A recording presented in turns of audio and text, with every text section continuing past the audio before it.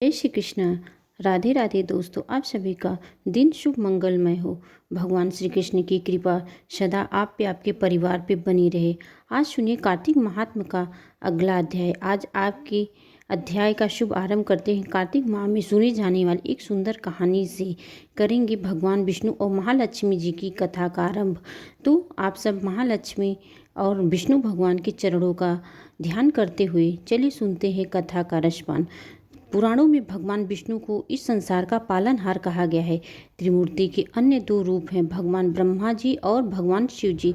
ब्रह्मा जी को जहाँ सृष्टि का निर्माता कहते हैं, वहीं भगवान शिव को संहारकार कहते हैं। भगवान विष्णु को पालनकर्ता के रूप में पूजा जाता है। आज की इस कथा में आप सुनेंगे जब भगवान विष्णु माँ लक्ष्मी जी की एक बात पर रो पड़े। आखिर क्या था वह कारण कि भगवान विष्णु को रोना पड़ गया? आइए जानते हैं यह अद्भुत कथा।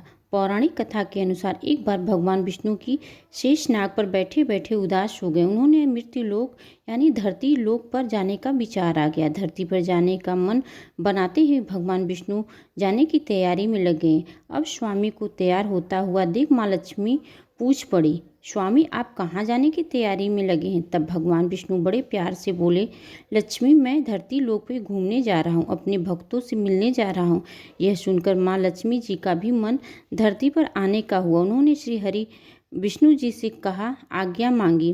बार बार प्रार्थना करने पर भगवान विष्णु ने कहा, तुम मेरे साथ चल सकती हो, लेकिन एक शर्त पर। धरती पर पहुंचकर तुम उत्तर दिशा की ओर बिल्कुल मत देखना, तभी तुम्हें अपने साथ लेकर चलूँगा। माँ लक्ष्मी ने तुरंत हाँ कह दिया। चलिए मैं वैसे ही करूँगी जैसा आप बोलिए। और विष्णु भगवान के साथ धरती लोक के लिए तैयार हो गए। सुबह सुबह दोनों धरती लोक पे पहुँचे। सूर्य का उदय हुआ ही था। रात्रि में वर्षा हुई थी, जिसे चारों ओर हरियाली छाई हुई थी। धरती अत्यंत सुंदर दिख रही थी। तब माँ लक्ष्मी मंत्रमुग्ध होकर चारों ओर देखने लगी और भूल गई कि उन्होंने पति को क्या वचन दिया था। देखते ही देखते उन्होंने उत्तर दिशा की ओर देख लिया। वह एक सुंदर सा बगीचा था, जिसमें भिन्न भिन्न खुशबू आ रही थी। विभिन्न रंगों के फूल खिले हुए थे। फूलों को देखकर माँ लक्ष्मी सोचने समझने में बगीचे में चली गई और सुंदर फूल तोड़ लिया। अब वे लौटकर भगवान विष्णु के पास आई तो देखा भगवान विष्णु की आंखों में आंसू थे। तब भगवान विष्णु ने कहा, हे देवी, कभी भी किसी से बिना पूछे उसका कुछ भी नहीं लेना चाहिए। तुमने मेरा दिया हुआ वचन भी तोड़ दिया। माँ लक्ष्मी अपनी भूल का एहसास हुआ। उन्होंने क्षमा याचना की, लेकिन श्री हरि बोले, हे देवी, तुम्हें अपने कर्मों के लिए फल अवश्य मिलेगा।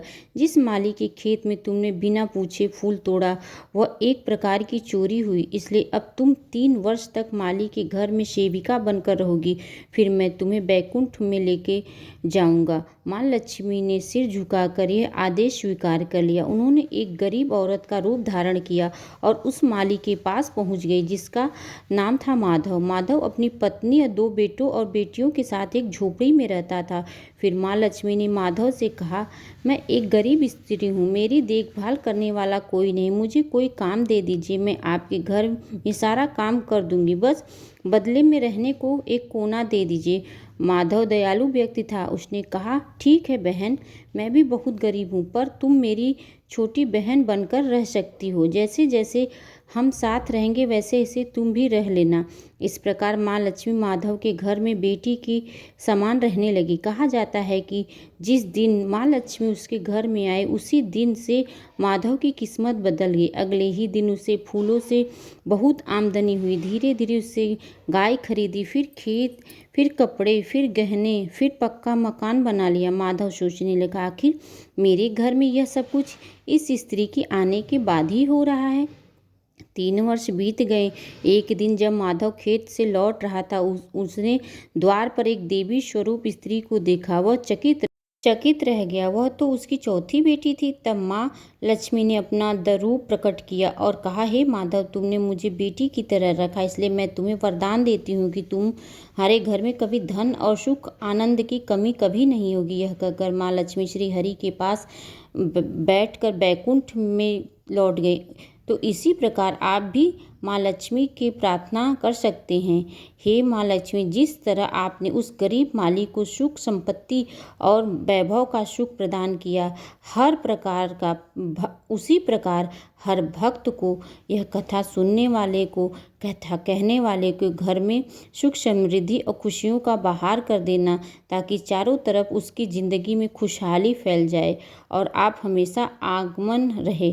तो चलिए अब मैं आपको सुनाती हूँ कार्तिक माह के महात्म्य के अगले अध्याय की कथा। पिछले अध्याय में आपने सुना था कि कैसे ही राक्षसी को तुलसी मिश्र जल से स्पर्श से ही पिछली योनि से मुक्ति मिल गई।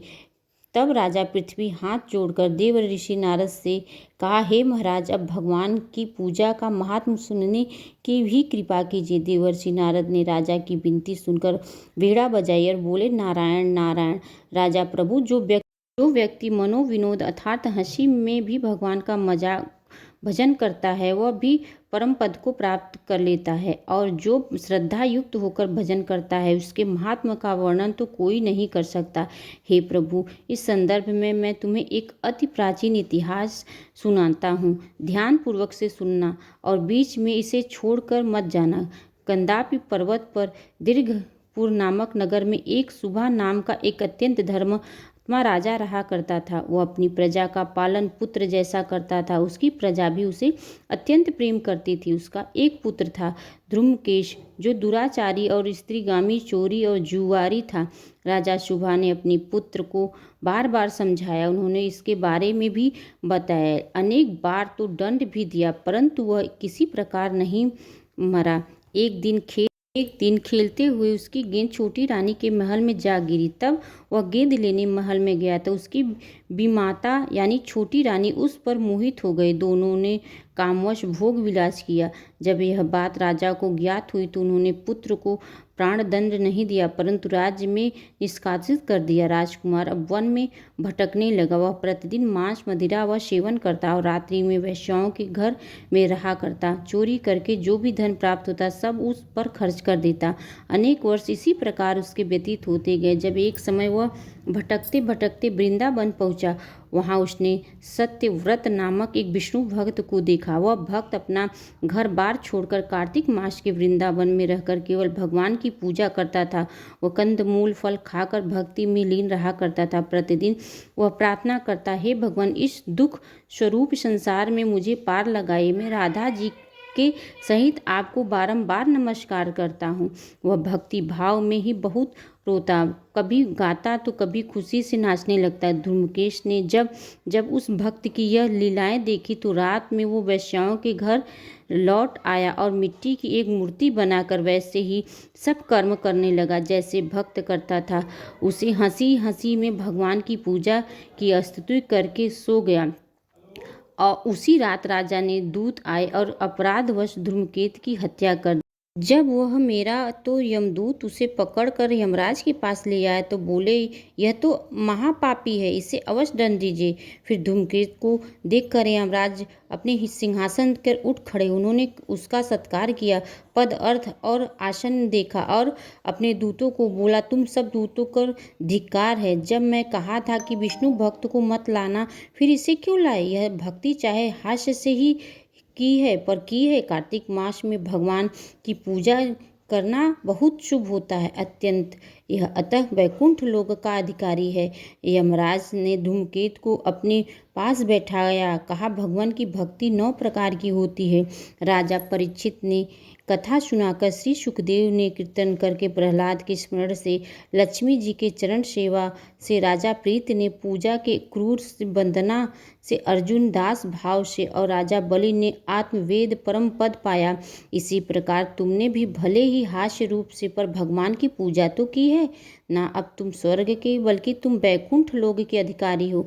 धूमकेश ने विनम्रता से पूछा, हे भगवान, यह अन्य नदियाँ को छोड़कर केवल गंडकी नदी में ही स्वयं को क्यों प्रकट किया? आखिर ये क्या है? तब यमराज बोले, किसी समय वे सिर नामक एक ऋषि गंगा तट पर लोक कल्याण के लिए कठोर तप कर रहे थे। उनकी तपस्या से भयभीत होकर देवराज इंद्र ने उनकी तपस्या भंग करने के लिए मंजू घोष नामक अप्सरा को भेजा। वह रमणी वन में नृत्य करने लगी, मधुर गान और हाव भाव से ऋषि को मोहित कर दिया। जब ऋषि ने चरणों को स्पर्श किया तो ऋषि के रोए खड़े हो गए और क्रोशवद्ध उन्होंने कहा, हे अप्सरा, तूने मेरी तपस्या भंग की है, इसलिए तू अब नदी बन जा। श्राप सुनकर मंजूघोष रोने लगे।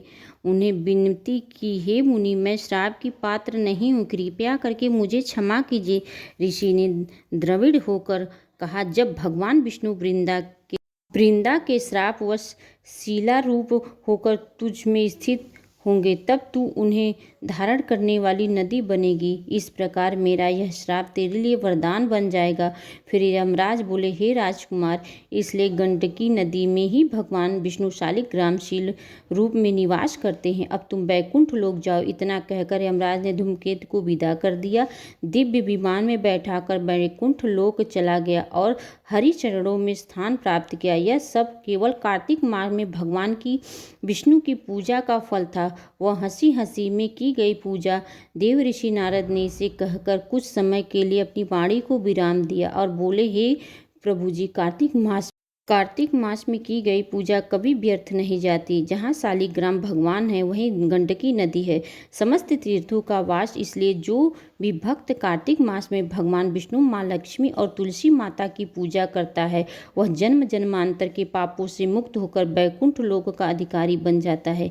कार्तिक मास का प्रत्येक दिन एक वर्ष में समान फलदायी माना जाता है। इसलिए इस पवित्र मास में दीपदान, कथा श्रवण, हरि नाम और तुलसी पूजा अत्यंत शुभ और कल्याणकारी माना जाता है। सबसे ज़्यादा बड़ा होता है कर्म।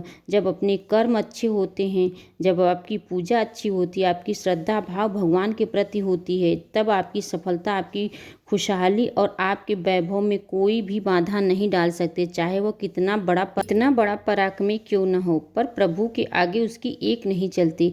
यह थी आज की वीडियो में। आशा करते हैं आपको यह कथा पसंद आई होगी। ऐसे ही आध्यात्मिक कथा सुनने के लिए हमारे चैनल रंजना ज्ञान मार्ग को सब्सक्राइब करिएगा और अपने परिजनों के साथ शेयर करना ना भूलिएगा, ताकि सब पे भगवान विष्णु, माता लक्ष्मी की कृपा बनी रहे। राधे राधे।